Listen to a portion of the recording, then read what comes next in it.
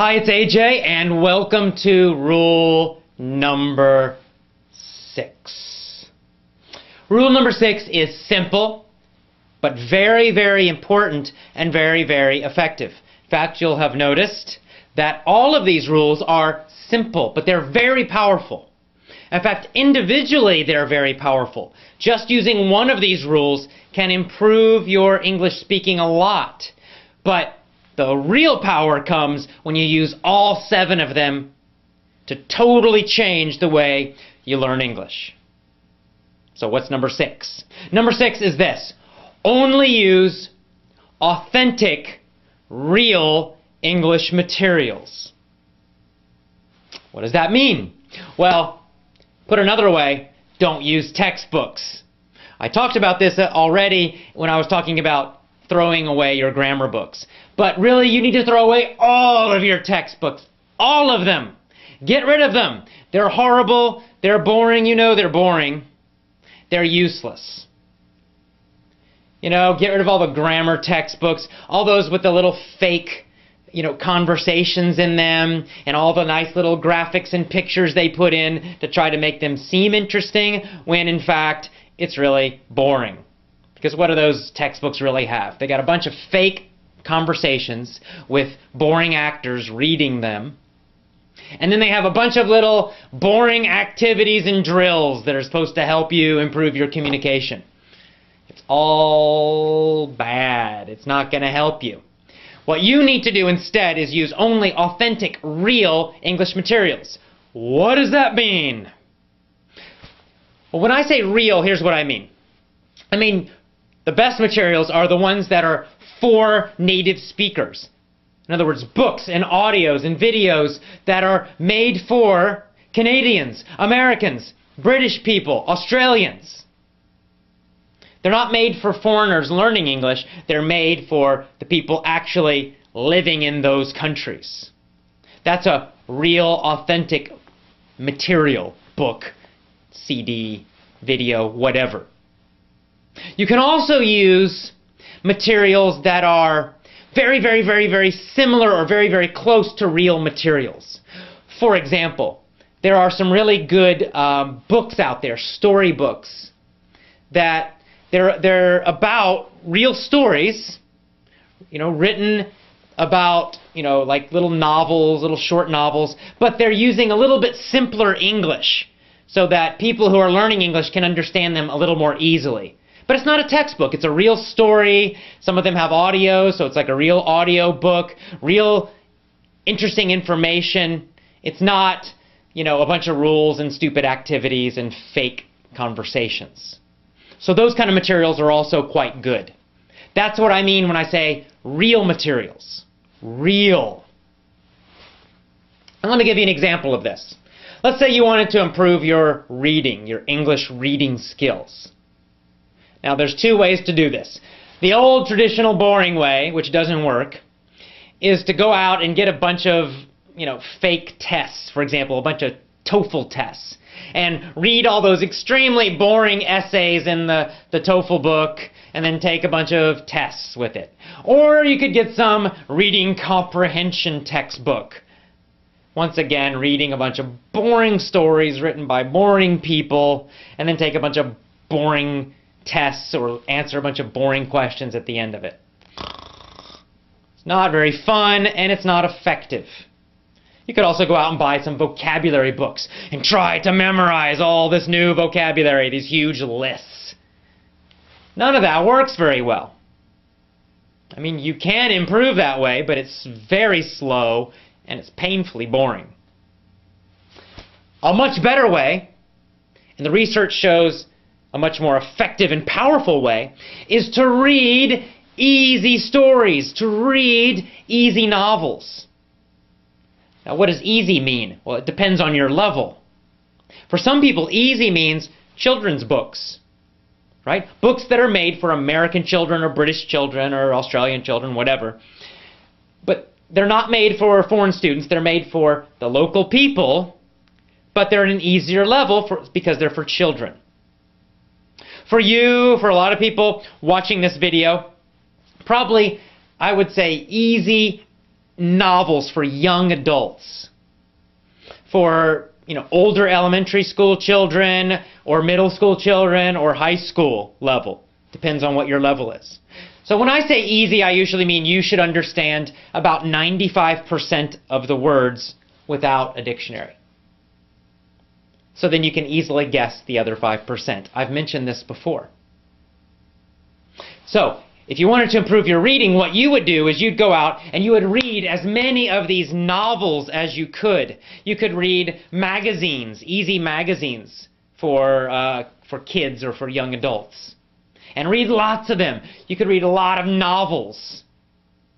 There's lots of those novels for adolescents. Adventure novels, romance novels. And they're for young adults, so they might be a little bit not really for total adults, but it's much more interesting and fun to read those than textbooks, I promise you. And you would read lots and lots and lots of them, and as you did that, your vocabulary would increase. Your reading comprehension would increase very quickly. Your reading speed in English would improve very, very quickly. And soon, in just a few months, those kinds of books would be super easy for you. And then you could start reading more difficult material. Maybe you would start reading, high school level novels and stories.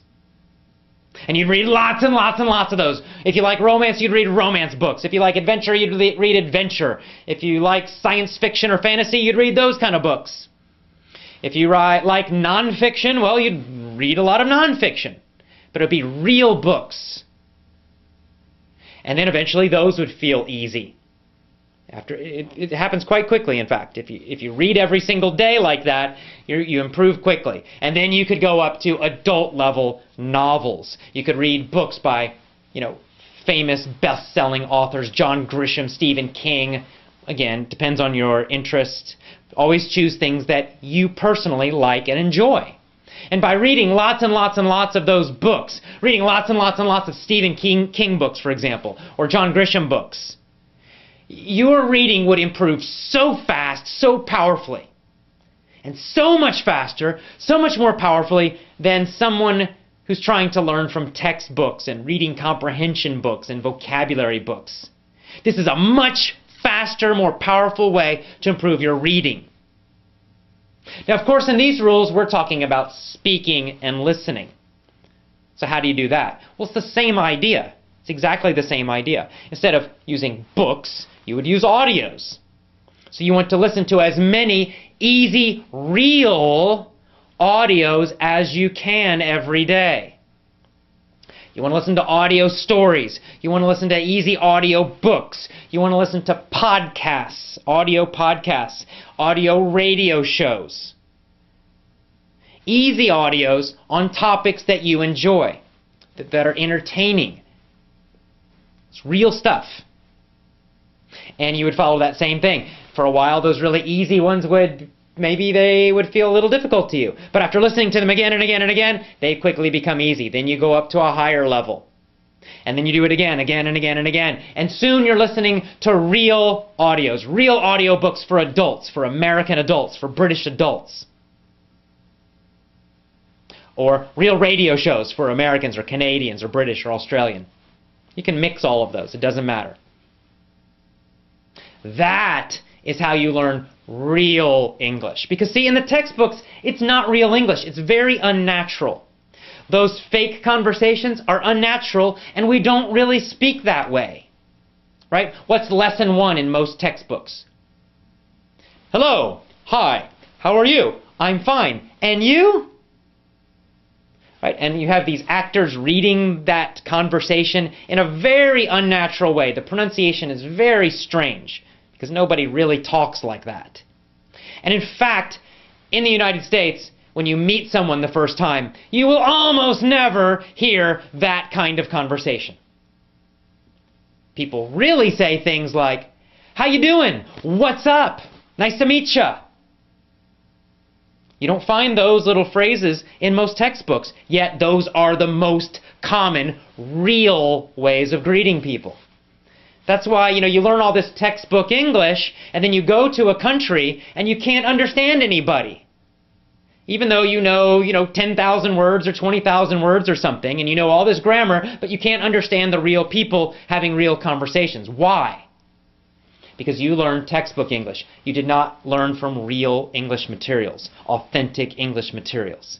So if you want to be able to function with real English, especially if you want to talk to people who are from Canada or the United States or the UK or Australia, then you must learn from real materials. Very important. And once again, this is how children learn, right? Children do not study textbooks to learn their own language, right? Little 2-year-olds and 1-year-olds and 3-year-olds are not studying English textbooks in the United States. They're learning from stories and real conversations and real communication about real ideas or real emotions. That's how they learn. And that's why they speak so naturally and effortlessly. If you bring a foreign child from another country to the United States, and you put them with a bunch of children, American children who speak English all the time, that child will learn English perfectly. With no textbooks, with no grammar study.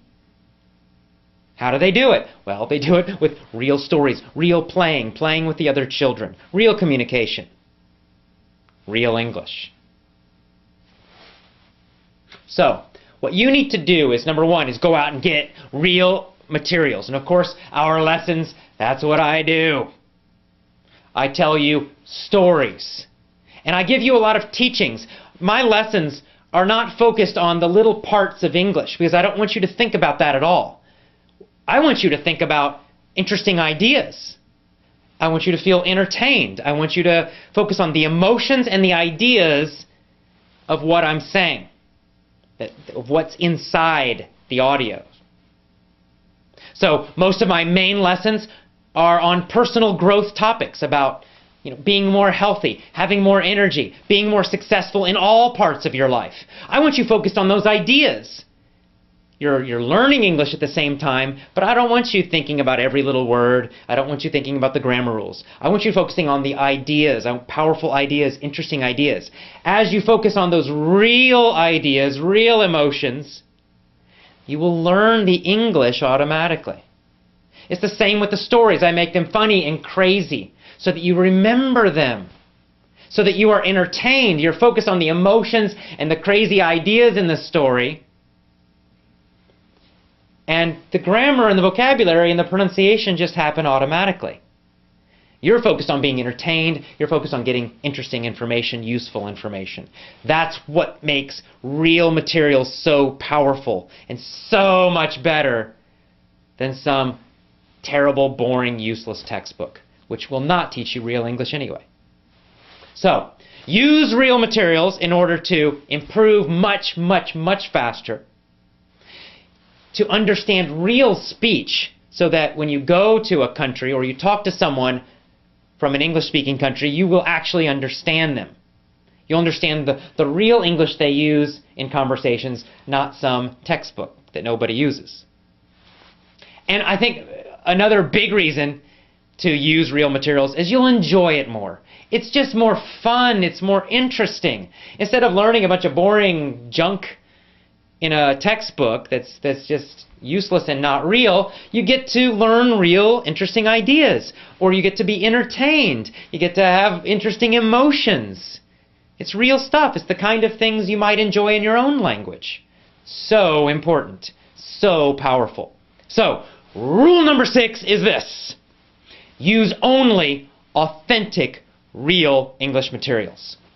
And that's rule 6. Tomorrow's our last rule, so look for the next email tomorrow. Last rule. See you again. Bye-bye.